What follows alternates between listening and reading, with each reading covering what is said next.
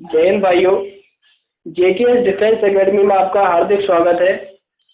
और कल की क्लास में हमने पढ़ा था last rule little, a little और द लिटिल और मच का प्रयोग यदि सेंटेंस के सब्जेक्ट के रूप में किया गया हो तो इसके बाद जो वर्ब का प्रयोग होगा वह सिंगुलर वर्ब यूज होगी। ठीक है। और सब्जेक्ट वर्ब एग्रीमेंट में सिंटैक्स की आज क्लास 6 है और जिसने क्लास 5th तक नहीं देखी है पहले वो यूट्यूब चैनल पे जाके क्लास 5th तक देख लें, उसके बाद आज की क्लास देखना। ठीक है। रूल नंबर जो भी है अपने हिसाब से लिख लेना। आज इम्पोर्टेंट रूल चलेंगे और जिसने आज की क्लास और आज से पहले की क्लास नहीं देखी है तो शायद ही वो एरर फाइंड आउट कर पाए एयरफोर्स के एग्जाम में। एरर एक अहम भूमिका निभाता है। 3 क्वेश्चन इसके 100% हर बार एयरफोर्स के और नेवी के एग्जाम में पूछे जाते हैं और जब तक आप सब्जेक्ट वर्ब एग्रीमेंट को समझेंगे नहीं तब तक ये एरर आप नहीं फाइंड आउट कर पाएंगे पेपर में। तो आज नेक्स्ट रूल पढ़ते हैं।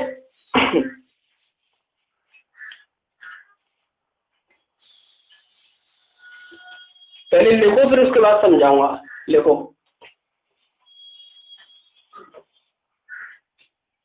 देयर का प्रयोग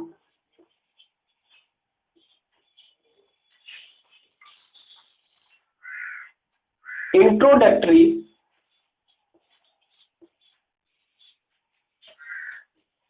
सब्जेक्ट के रूप में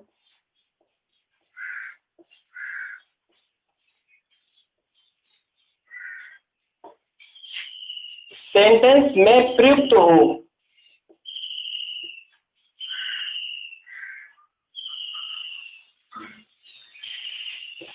तो इसके बाद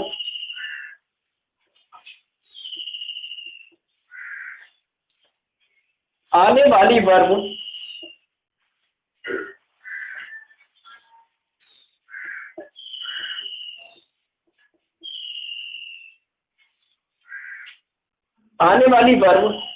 के बाद प्रयुक्त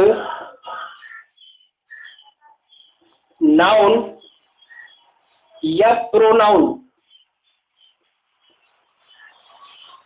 के नंबर या पर्सन के अनुसार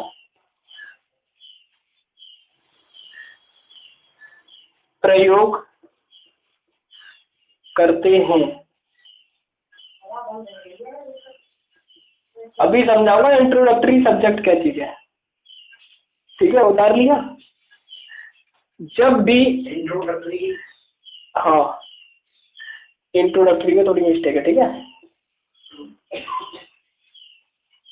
इंट्रोडक्टरी सब्जेक्ट के रूप में सेंटेंस में प्रयुक्त हो तो इसके बाद आने वाली वर्ब, इसके बाद जो नाउन आता है या प्रोनाउन आता है उसके नंबर और पर्सन के अनुसार उस वर्ब का प्रयोग करते हैं सेंटेंस में। ठीक है, इंट्रोडक्टरी सब्जेक्ट समझ लो।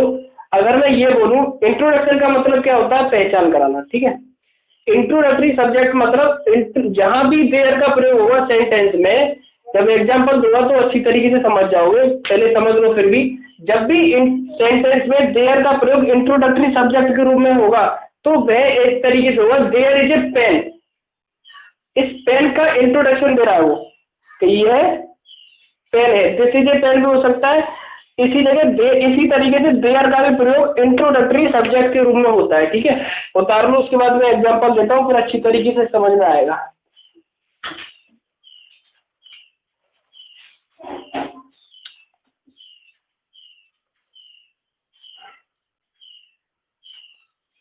उतार लिया?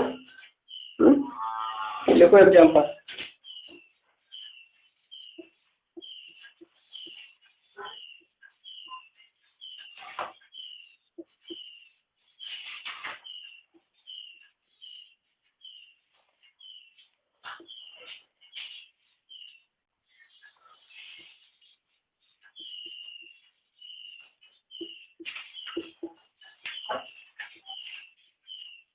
एक ही एग्जांपल से समझ में आएगा। ठीक है, देखो,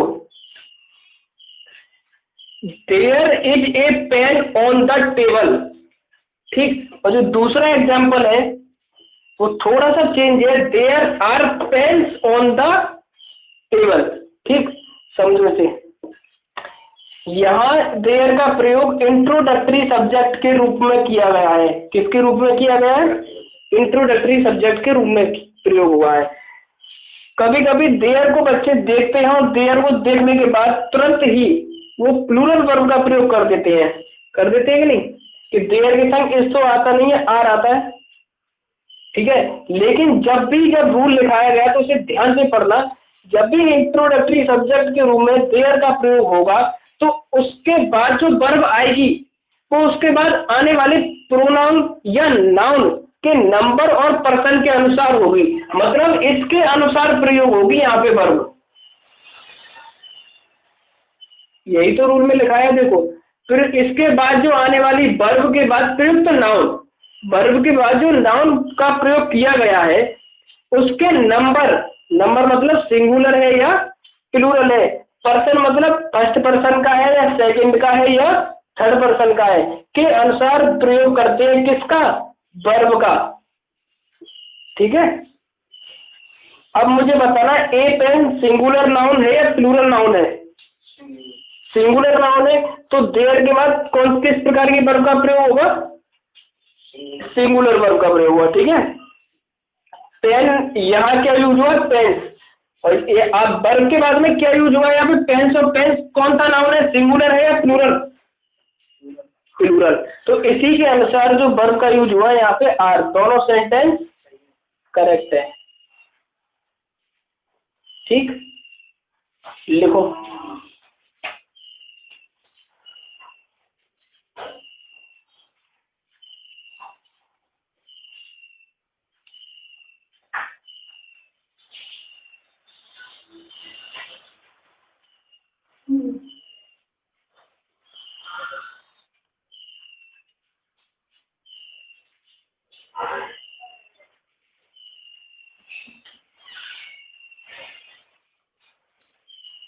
लिख लिया? हो गया? देखो, इसी में नोट डाल के लिखना। ठीक है, नोट डाल लो। देखो, देयर के बाद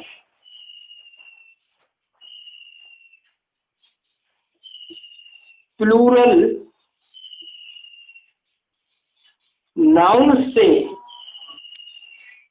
देयर के बाद प्लूरल नाउन से THERE। ठीक है, देयर के बाद प्लूरल नाउन से certain weight comma certain height comma certain amount comma certain distance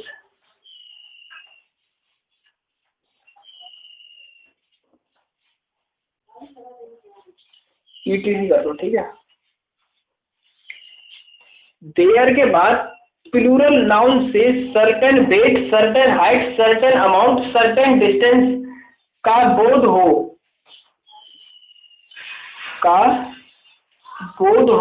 तो सिंगुलर वर्ब का प्रयोग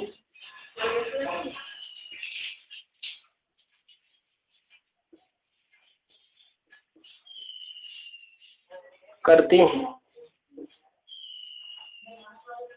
देखो, मैंने इस एग्जाम्पल में बताया था, आपको समझ लो उसके बाद उतारना। ठीक है, पहले समझ लो, मैं हट जाऊंगा बोर्ड के सामने से। देयर के बाद प्लूरल नाउन। ठीक है, यहाँ देखना, देयर के बाद प्लूरल नाउन है। ठीक है, सिर्फ अब ये नहीं होता सर्टेन डेट, सर्टेन हाइट या सर्टेन अमाउंट या सर्टेन डिस्टेंस नहीं होता तो हम किस प्रकार की वर्ब का यूज करते? प्लूरल का। अगर देयर के बाद प्लूरल नाउन हो और इससे हमें सर्टेन अमाउंट के बारे में पता चले, सर्टेन डिस्टेंस, सर्टेन हाइट हो, सर्टेन वेट हो, इसके बारे में पता चले तो हम किसका यूज करेंगे? सिंगुलर वर्ब का यूज करेंगे, ठीक है। ये चीज हमेशा याद रखना, एग्जांपल दूंगा समझ में आएगा कि सर्टेन का मतलब होता है निश्चित, ठीक है, निश्चित वजन है उसका, फिक्स है। निश्चित दूरी के बारे में, जैसे 50 किलोमीटर, मैं ये कहूँ कि मुझे 50 किलोमीटर जाना है, मुझे आगरा जाना है, वो जो कि 50 किलोमीटर है, और मैं ये कहूँ कि मुझे आगरा ही जाना है, किलोमीटर ही पता नहीं है, तो फिर हम किसका प्रयोग करेंगे, प्लूरल वर्ब का। अगर देयर का प्रयोग इंट्रोडक्टरी सब्जेक्ट के रूप में हुआ हो तो, ठीक है। उदाहरण फिर रफ करता हूँ, एग्जांपल देता हूँ, फिर समझ में आएगा।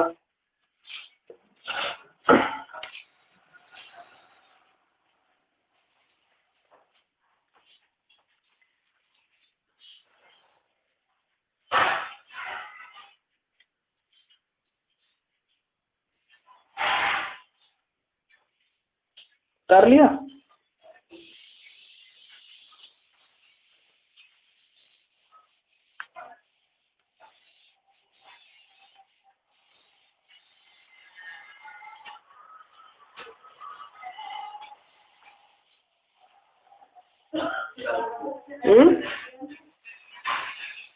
इसको निकाल लेने तो एग्जाम्पल देखो,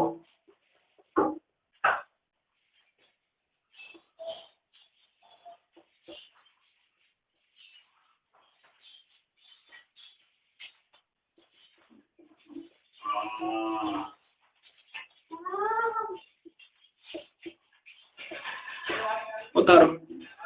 there is only 10 rupees to पे।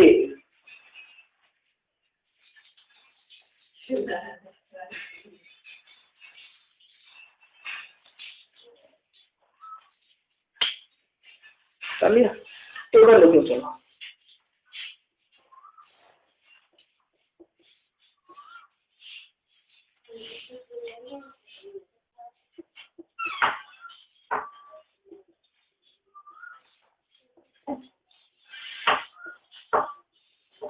उतारो।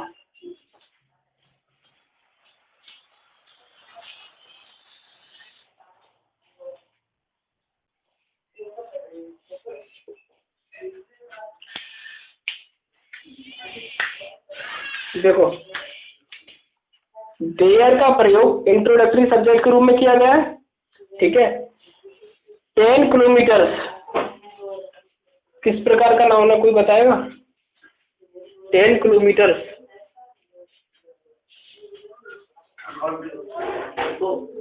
इससे हमें किसका पता चल रहा है, ये बताओ पहले। इनमें से certain date, certain height, certain amount या सर्टेन डिस्टेंस के बारे में, सर्टेन डिस्टेंस के बारे में पता हो, ठीक। तो हम किस प्रकार की वर्ब का यूज करेंगे? कौन सी वर्ब है ये? और यहाँ देखना किसका पता चल रहा है, बताओ इसमें से। सर्टेन किस प्रकार की वर्ब का यूज करेंगे? सिंगुलर। आ गया समझ में? मोस्ट इम्पोर्टेंट है, देख लेना, मोस्ट इम्पोर्टेंट है, पूछा जाता है कभी किसी न किसी प्रैक्टिस सेट में। जब आप प्रैक्टिस सेट कराएंगे हम, तो किसी न किसी प्रैक्टिस सेट में और किसी न किसी ईयर के एग्जाम में आया हुआ क्वेश्चन है ये, ठीक है। क्योंकि देयर के बाद मोस्टली लोग क्या करते हैं, मोस्टली भाई लोग ऐसा करते हैं, देयर के बाद देखा देयर इंट्रोडक्टरी सब्जेक्ट, तो वो समझते नहीं होते, रूल नहीं बता दो, देयर के बाद प्लूरल वर्ब का प्रयोग कर देते हैं, जबकि वह गलत कर बैठते हैं वहीं पे, ठीक। उतार दिए तो आगे चले।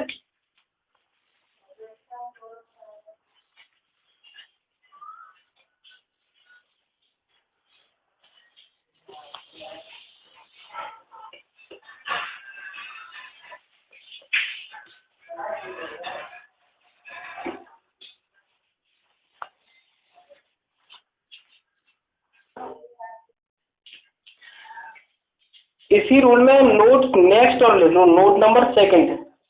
इससे पहले अभी एक और नोट लगाए थे, ये तो लिख लो। देयर के बाद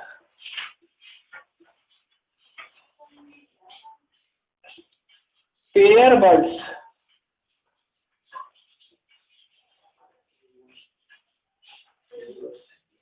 का प्रयोग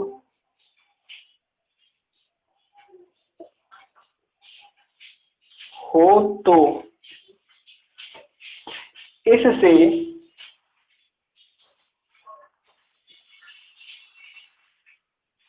एक ही वस्तु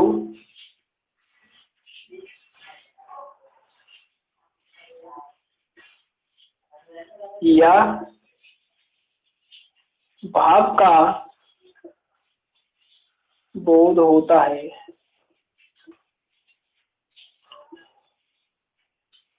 देयर के बाद सिंगुलर वर्ब का प्रयोग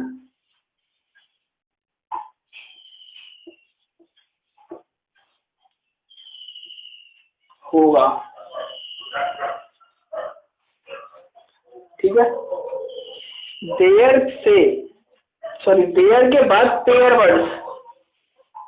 वर्ड्स पता है, याद आ गए होंगे आपको, मैंने शायद दूसरी क्लास में आपको पेयर वर्ड्स कराए थे।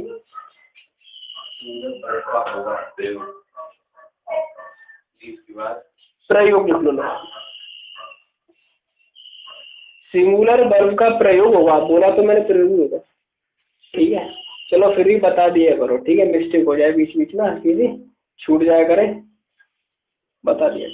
पेयर के बाद पेयर वर्ड्स का प्रयोग हो तो इससे एक ही वस्तु या भाव का बोध होता है। ठीक है, किसका होगा? एक ही वस्तु या भाव का बोध होता है। इसके साथ देयर के बाद जो वर्ब का प्रयोग करेंगे वो किस प्रकार की आएगी? फिर सिंगुलर। कौन सी फॉर्म होगी वर्ब की? सिंगुलर होगी। ठीक है, देख एग्जाम्पल में जब पता चलता है। देखो देयर, जैसे पेयर वर्ड समझ गए, जो राइस एंड करी कराए थे। ठीक है, hot and carry, bread and butter, ये सारे पेयर वर्ड थे। देयर इज राइस एंड करी।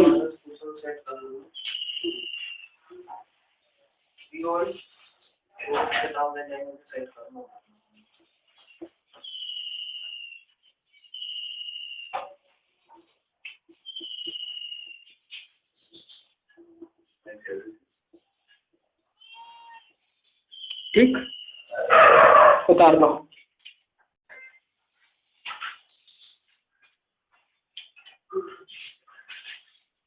और एक एग्जांपल मैं तुम्हारे लिए करता हूँ सेट, यहाँ पे बोर्ड पे देखो।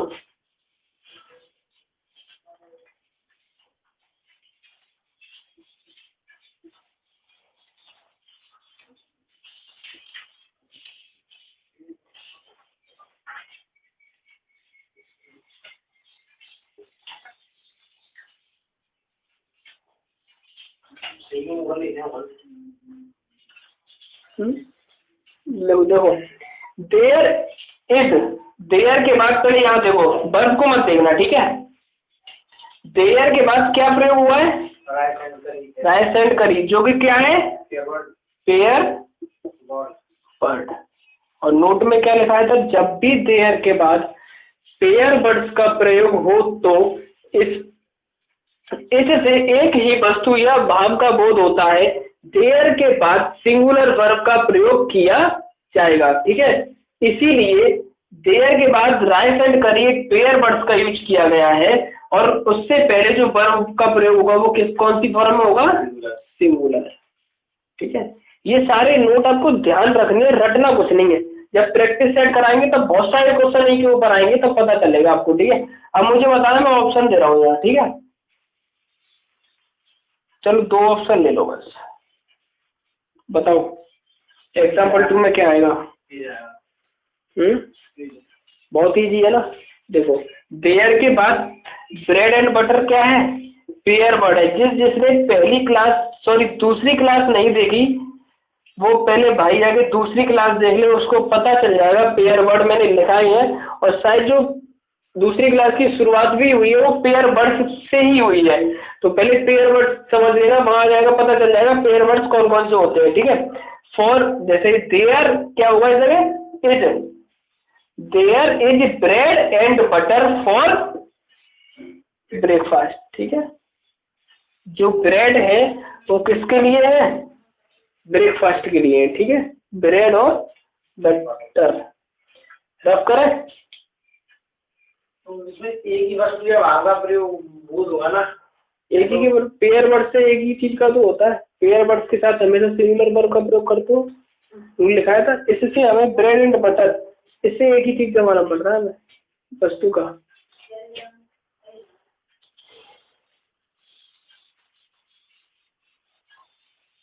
और एग्जांपल दूं,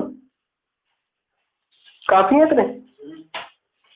वस्तु के भाग भाग तो इनका पेयर वर्ड है, butter and bread and butter है, तो एक ही अर्थ है ना पूरा, एक ही है इसका, पेयर वर्ड से एक ही साथ यूज होगी, तभी तो लिखवाए थे।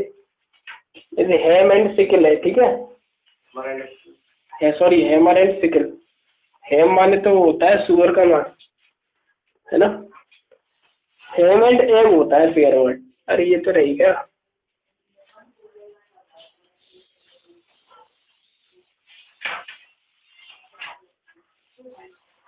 नेक्स्ट रूल लिखो, ठीक है।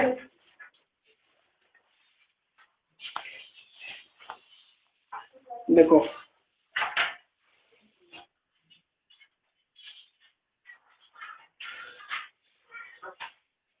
देखो, इट का प्रयोग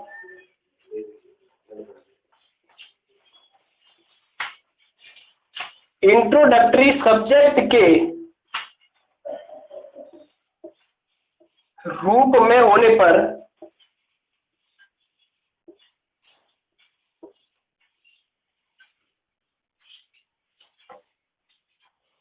इसके बाद सदैव सिंगुलर वर्ब का प्रयोग करते हैं। सिंगुलर वर्ब का प्रयोग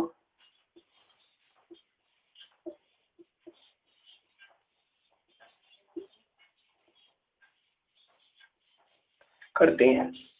देखो पहला वाला जो रूल था उसमें देयर का था, ठीक है। देयर का प्रयोग अगर इंट्रोडक्टरी सब्जेक्ट के रूप में किया गया हो तो उसके बाद जो नाउन या प्रोनाउन के नंबर और पर्सन के अनुसार यूज करते थे। कुछ नोट भी लगाए थे। फर्स्ट नोट में क्या था बताओ, फर्स्ट में क्या था?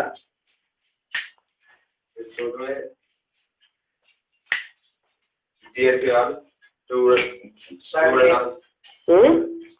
देयर के बाद यदि प्लूरल नाउन का प्रयोग किया गया हो और उसके बाद certain amount, certain weight, certain distance, certain weight, certain height का बोध हो तो इससे एक का सर्टेन की निश्चितता का बोध होता है, ठीक है।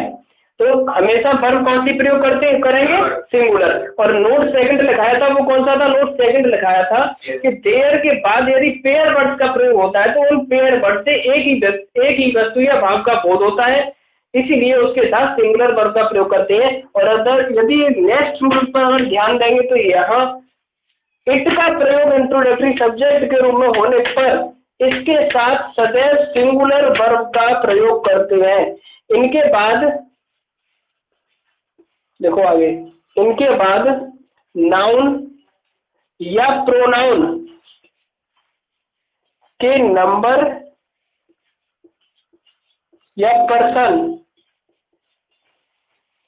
के अनुसार वर्ब का प्रयोग नहीं किया जाता। देयर के बाद तो नाउन और प्रोनाउन के नंबर और पर्सन के अनुसार वर्ब का प्रयोग होता था, लेकिन इट के बाद अगर नाउन और प्रोनाउन दिया गया है उसके नंबर और पर्सन के अनुसार वर्ब का प्रयोग नहीं किया जाएगा। सिर्फ वर्ब की कौन सी फॉर्म यूज होगी? सिंगुलर। यदि नाउन प्रोनाउन, नाउन अगर प्लूरल भी है तब भी वर्ब कौन सी आएगी इट के बाद? सिंगुलर। और यदि प्रोनाउन प्लूरल है, जैसे यू का प्रयोग हो जाए, दे का प्रयोग हो जाए, तब भी वर्ब कौन सी लगाओगे आप? सिंगुलर ही लगाओगे। इसलिए मैंने पहले लिख दिया था सदैव। उतार लो, एग्जांपल दूंगा अभी।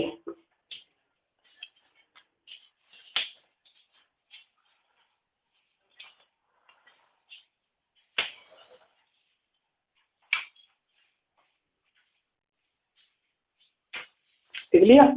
लिखो।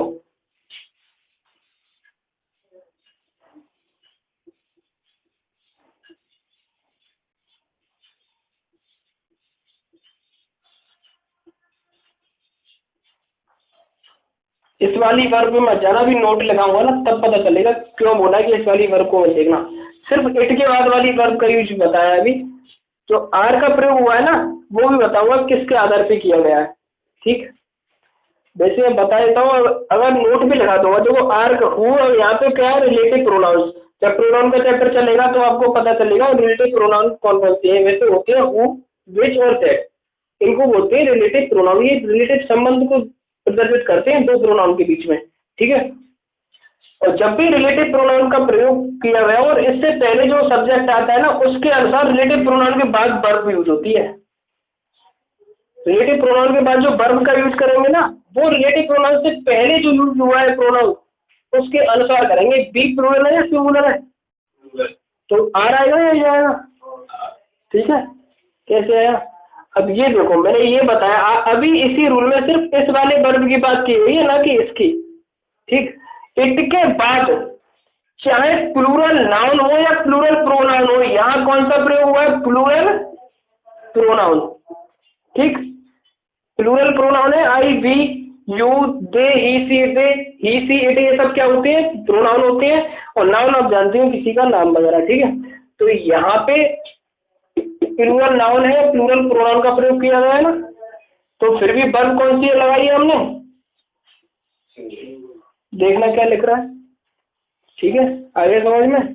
अभी इसको मत समझना, जैसे मैंने समझा भी दिया इसका प्रयोग किस तरीके किसके आधार पर किया, लेकिन मैं लिखवा भी दूंगा अभी नोट में, फिर उतार लेना। पहले उतार ले, एक और एग्जाम्पल देंगे इसके बाद। ठीक है, तब और समझना फिर बताना।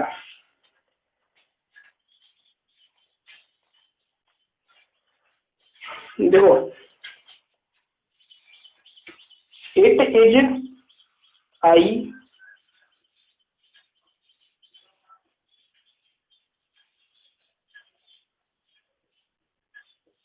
देखो पहले लिख लो फिर समझाता हूं। लिख लिया? देखो सुनो, इट के बाद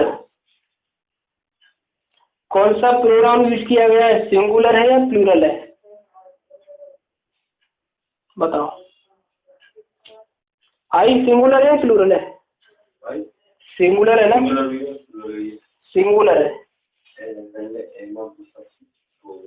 लेकिन इसके साथ वर्ब सिंगुलर भी आ जाती है और प्लूरल भी आ जाती है। लिखाया होगा फर्स्ट क्लास में, लिखाया होगा ये तो। लेकिन है ये सब्जेक्ट किस प्रकार का? सिंगुलर। ठीक है, लेकिन इसके साथ वर्ब सिंगुलर भी यूज हो सकती है और प्लूरल। जैसे आई के साथ हैव का यूज होता है, हैज का कभी नहीं होगा। हैव का यूज होता है आई के साथ, हैज का कभी नहीं होगा। ठीक, समझ रहे हो ना?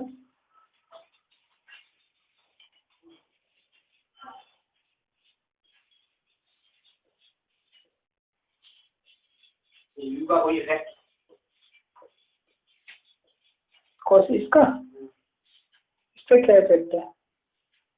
कोई बताऊंगा इसका मतलब। हिंदी में पूछ रहा है ना इसका क्या मतलब है? तो कुछ भी आ सकता है, प्रोनाउन भी हुआ वो तो। मैं तुम्हें टीचिंग इंग्लिश पढ़ा रहा हूँ भाई, मैं आई का समझ। ठीक है, देखो ये वाला सेंटेंस और ये वाला सेंटेंस बताओ कौन सा सही है? आई के संग गो का प्रयोग होता है, कभी गोइज मत कर देना। आई के साथ सिंगुलर वर्ब भी आती है और प्लूरल की भी होती है। ठीक है, ये प्लूरल वर्ब का प्रयोग होगा इसके साथ। आई के साथ गो आएगा ना कि गोइज। ऐसे आई के साथ हैव आता है ना कि आई के साथ has. I go to Agra आएगा। मैं आगरा जाता हूँ, मैं आगरा जाता हूँ, एक नॉर्मल सा एग्जाम्पल है। ठीक है, गोइज मत कर देना कभी भी। तो मैंने जो फर्स्ट क्लास अगर नहीं देखी, रिवीजन करना अपने नोट्स को, उसमें समझ में आ जाएगा। ठीक है, कि आई के साथ आई का प्रयोग सिंगुलर सब्जेक्ट तो है, ये सिंगुलर सब्जेक्ट तो है ये, इसके साथ सिंगुलर वर्ब का और प्लूरल वर्ब दोनों का प्रयोग होता है। ठीक है, ये याद रखना। देखो गो सिंगुलर नहीं, गो इज सिंगुलर वर्ब है, लेकिन प्लूरल वर्ब अरे आई के साथ मैंने क्या हुआ फिक्स है, समझना पड़ेगा ये चीजें। आई हैज भी है आता है, आई के साथ हैज का प्रयोग नहीं करते हैं, जबकि ये सिंगुलर सब्जेक्ट है। जब ये सिंगुलर सब्जेक्ट है फिर भी इसके साथ हम हेड का प्रयोग नहीं करते। कभी भी सेंटेंस में देख लेना, कहीं भी देख लेना, किसी भी किताब में आई के साथ कौन सी हेड का प्रयोग होता है।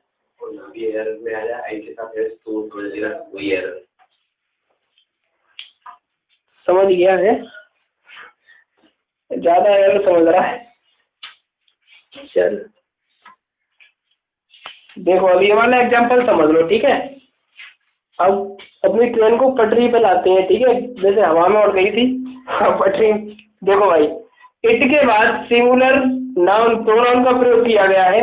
मैंने क्या कहा था, सिंगुलर इसके नंबर को नहीं देखेंगे न पर्सन को देखेंगे, चाहे सिंगुलर हो चाहे प्लूरल हो। इट के बाद सदैव किस प्रकार की वर्ब का प्रयोग करेंगे, सिंगुलर का, ठीक। और अभी रिलेटिव प्रोनाउन बताया था मैं, रिलेटिव प्रोनाउन के बाद जो वर्ब यूज होती है वो रिलेटिव प्रोनाउन से पहले नाउन या प्रोनाउन के आधार पर होती है। आई के अनुसार यहाँ एम आई है, ठीक है, और बी के आधार पे आ रहा है। तो नोट लिखाऊंगा तब और अच्छी तरीके से समझोगे। हो गया? नेक्स्ट रूल लिखना, और नेक्स्ट रूल पे सबसे पहले लिखाने से पहले ही मोस्ट इंपोर्टेंट लिख लो। इस पे एम आई का फॉर्म लिख लो, ठीक है, एम आई का फॉर्म लिख लो, मोस्ट इंपोर्टेंट लिखो। अब ऑपरेटर भी ज्यादा मजाक मत करो, ठीक है। Neither nor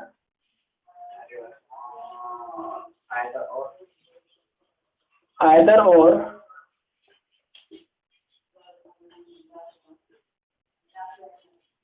not only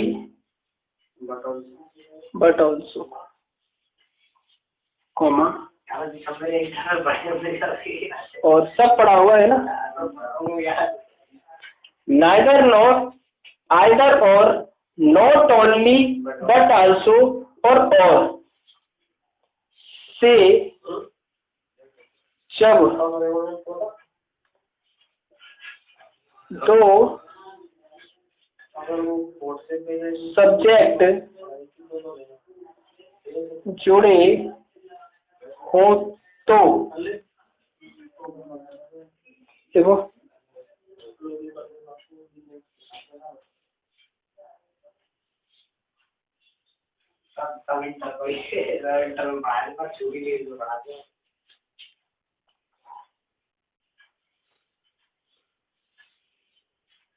nor comma और कॉमा बट आल्सो कॉमा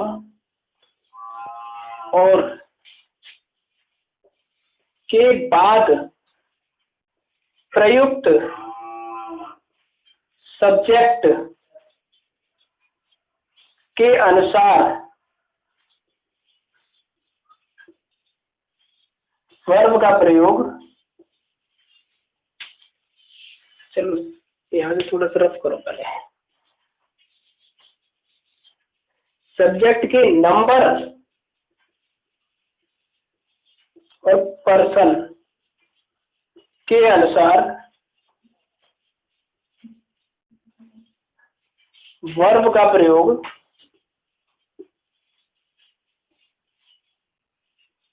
होता है।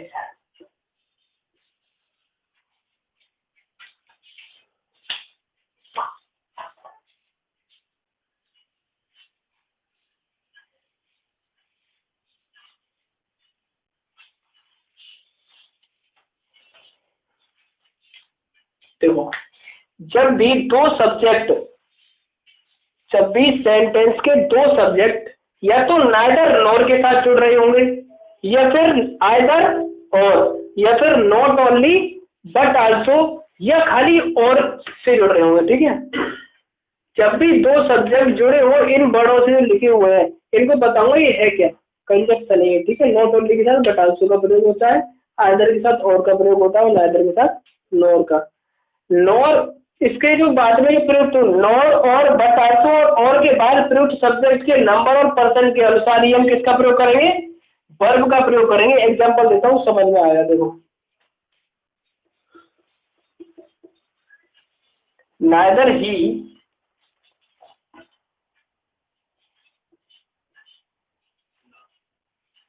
नॉर आई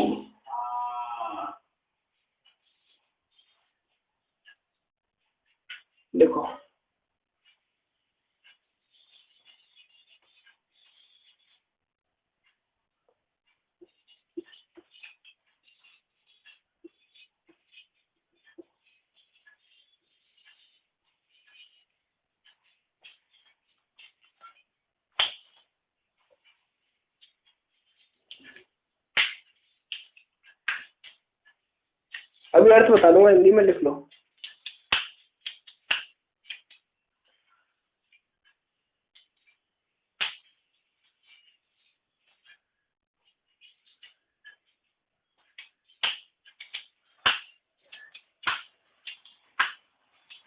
लिख लिया?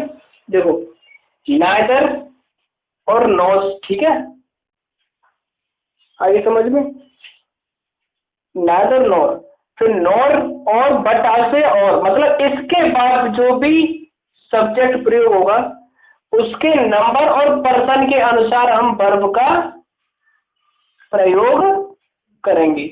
नॉर हो, यहाँ अगर नॉट ओनली हुआ तो यहाँ बट आल्सो होगा उसके साथ, ठीक। उसके बाद जो भी नाउन, जो भी सब्जेक्ट हो उसके नंबर और पर्सन के अनुसार जो वर्ब का प्रयोग होगा वो, ना कि इसके बाद ही के अनुसार कभी मत कर देना। यहाँ पे नाइदर के बाद सब्जेक्ट हुआ, आपने इसके अनुसार यहाँ वर्ब लगा दी, नहीं, गलत हो जाएगा।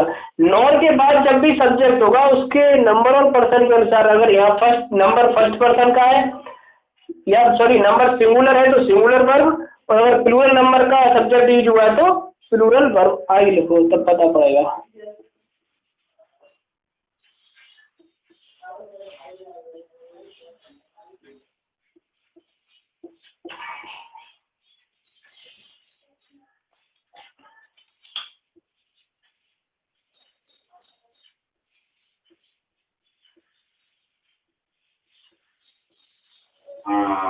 एक ये एग्जांपल है और इसी का ही थोड़ी चेंज करके लिख रहा हूँ, फिर बताना दोनों में से सही कौन सा है।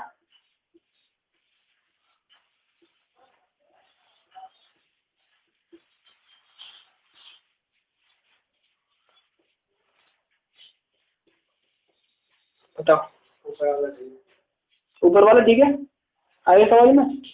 देखो आइदर और से दो सब्जेक्ट जुड़ रहे हैं, एक फादर और सन, ठीक है। अब मैंने बताया आइदर और, नाइदर नॉर, नॉट ओनली या और, इनसे यदि दो सब्जेक्ट जुड़ रहे हो तो और, नॉर, बट आल्सो के बाद जो भी सब्जेक्ट होगा किस नंबर का है, किस पर्सन का है, उसके अनुसार ही यहाँ वर्ब का प्रयोग होगा, न कि आइदर के बाद सब्जेक्ट है ही फादर, फादर के अनुसार यहाँ वर्ब यूज नहीं होगी, फिर तो बात आएगी जो कि गलत हो जाएगा। इसीलिए सेकंड वाला एग्जांपल गलत है, या क्योंकि सन यहाँ पे क्या है, प्लूरल है, और प्लूरल है तो प्लूरल वर्ब भी यूज होनी चाहिए जो यहाँ पे सिंगुलर की गई है, ठीक है। आगे समझ में बैठ गया दिमाग में, चले आगे।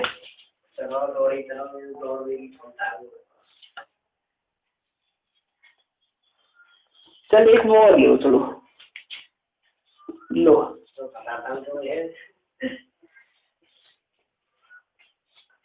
नॉट ओनली वाला तो होता है, नॉट ओनली वाला भी कराना है, नॉट ओनली वाला करा लेंगे, चलो। अरे नॉट ओनली वाला भी कर लेंगे। देखो पहले इसे बताओ ये कहाँ गलत है, ये बताना, बताओ।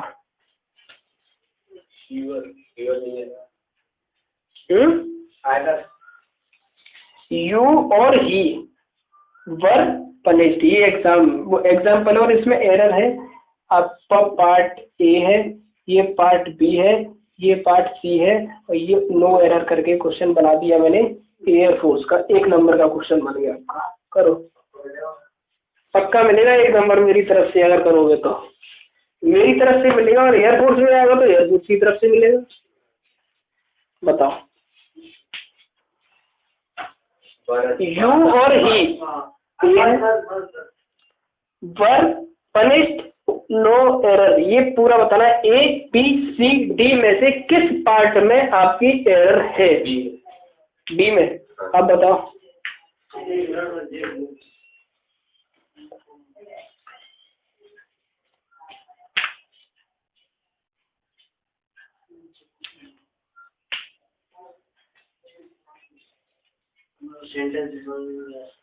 देखो नाइदर नॉर, आइदर और, नॉट ओनली बट आल्सो, या फिर और से 2 सब्जेक्ट जुड़ रहे हो, दोनों सब्जेक्ट किससे जुड़ रहे हैं? और से। तो नॉट और बट आल्सो या और, और 2 बार लिखा है, नॉर और बट आल्सो, सॉरी 2 बार ही हुआ, ये आदर और वाला और है, ठीक है, ये आदर और वाला और है, वो खाली और वाला है। तो और के बाद जो भी सब्जेक्ट होगा उसके अनुसार ही हम किसका प्रयोग करेंगे, वर्ब का प्रयोग करेंगे। तो वर्ब की प्लेस पे क्या आएगा यहाँ, वॉज। क्यों, क्योंकि ही यहाँ पे क्या है, सिंगुलर। अगर मैं इसके अनुसार देखूं तो वो सही है, फिर तो सही है ना, ठीक है। अब मेरी तरफ से गोविंद को 1 नंबर पक्का होगा भाई, गोविंद का ही एग्जाम्पल दे देते हैं, ठीक है। चलो एक और एग्जाम्पल लिखो, not only Govind, not only Govind but also his brothers dash present there. बताओ क्या आएगा, बात आया पर। Not only Govind but also his brothers dash present there, जो यहाँ फिलिंग द ब्लैंक्स दिया गया है, यहाँ बताना है क्या आएगा, बराबर ना। नॉट ओनली से एक गोविंद जुड़ा हुआ है और but not only but also say 2 subject जुड़े हुए हैं, एक गोविंद और उसके भाई हिज ब्रदर्स, ठीक है। तो जब भी नॉट ओनली बट आल्सो देखो, बट आल्सो के बाद जो भी सब्जेक्ट जुड़ा हुआ है इसके अनुसार ही वर्ब का प्रयोग करेंगे। हिज ब्रदर्स या हिज ब्रदर होता तो सिंगुलर वर्ब आती वॉज, जब सेंटेंस में हिज ब्रदर लिख दिया गया है तो फिर प्लूरल वर्ब कौन सी प्रयोग होगी, ठीक है गोविंद।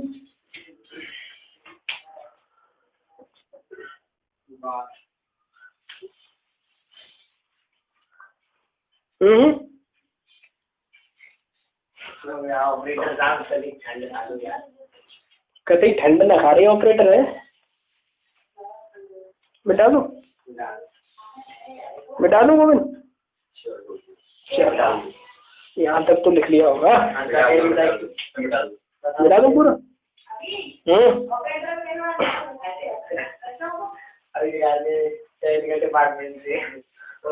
ऑपरेटर की शक्ल दिखाने का टाइम आएगा जब दिखाएंगे अभी, ठीक है। अरे एक बार तुम्हारी क्लास में एक बार तैयारी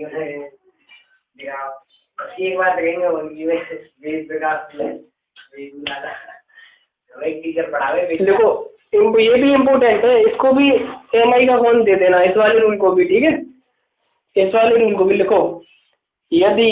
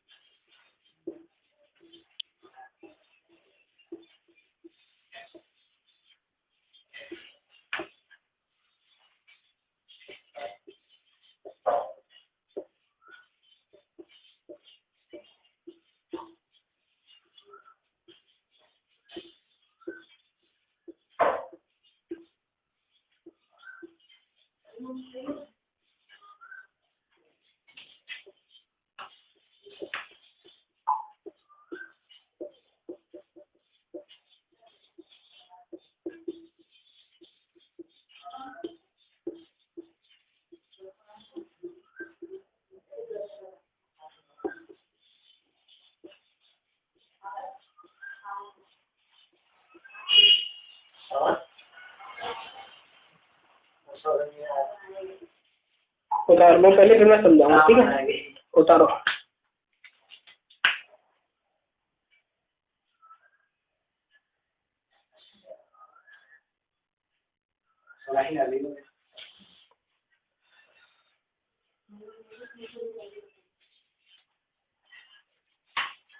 उतार लिया। यदि सेंटेंस में 2 सब्जेक्ट एज वेल एज से जुड़कर प्रयोग हुए हो तो एज वेल एज से पहले सब्जेक्ट जो प्रयोग होगा उसके नंबर और पर्सन के अनुसार हम वर्ब का प्रयोग करते हैं। एग्जाम्पल देता हूं तब समझना।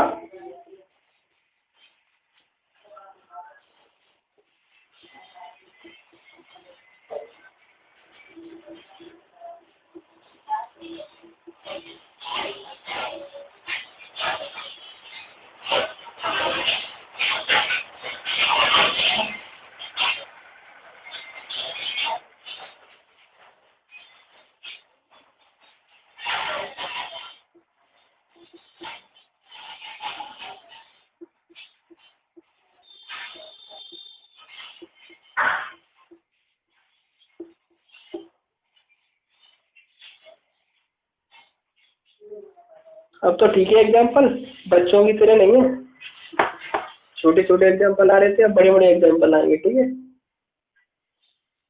देखो, the writer as well as the publisher are excited to publish the book. कभी कभी देखा होगा तुमने, कभी कभी इसको दा पढ़ते हैं, कभी कभी दी पढ़ते हैं। मतलब है, पता है किसी को क्यों पढ़ते हैं? प्रोनाउंसिएशन में आपको कभी कभी दा पढ़ते हुए देखे होंगे, कभी कभी दी। पता है किसी को? पता नहीं है?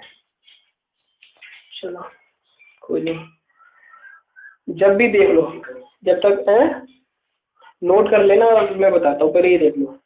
कभी कभी इससे दा भी पढ़ते हैं, कभी कभी दी। जब भी इसके बाद वोवेल का प्रयोग हो, वोवेल वर्ड का प्रयोग हो, वोवेल का मतलब पता है? AEIOU। इसके बाद जब भी वोवेल मीनिंग वोवेल से स्टार्ट वर्ड जो होगा, तो इसे हम पढ़ेंगे क्या? जैसे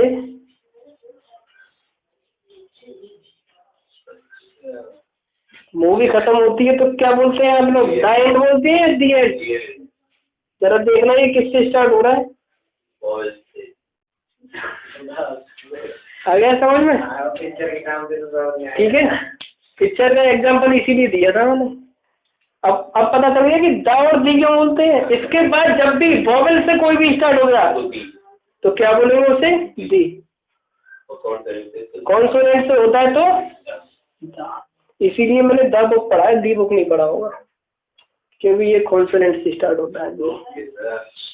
ठीक है, देखो, द राइटर्स और द पब्लिशर दोनों क्या है? सब्जेक्ट है। किससे जुड़े हुए हैं? एज वेल एज से दोनों जुड़ रहे हैं भाई। जब भी दो सब्जेक्ट एज वेल एज से जुड़े तो जो आने वाली वर्ब है वो किसके अनुसार आती है? पहले वाले सब्जेक्ट के अनुसार आती है। देखो, उसके नंबर और पर्सन, ये बताना द राइटर्स प्लूरल है या सिंगुलर है? प्लूरल है, तो वर्ब भी कौन सी आएगी? आगे समझ में? ठीक, आज की क्लास यही समाप्त करते हैं। और जिसने भाई ने जेके डिफेंस एकेडमी चैनल को सब्सक्राइब नहीं किया, प्लीज वो पहले चैनल को सब्सक्राइब कर ले। जय हिंद, जय भारत।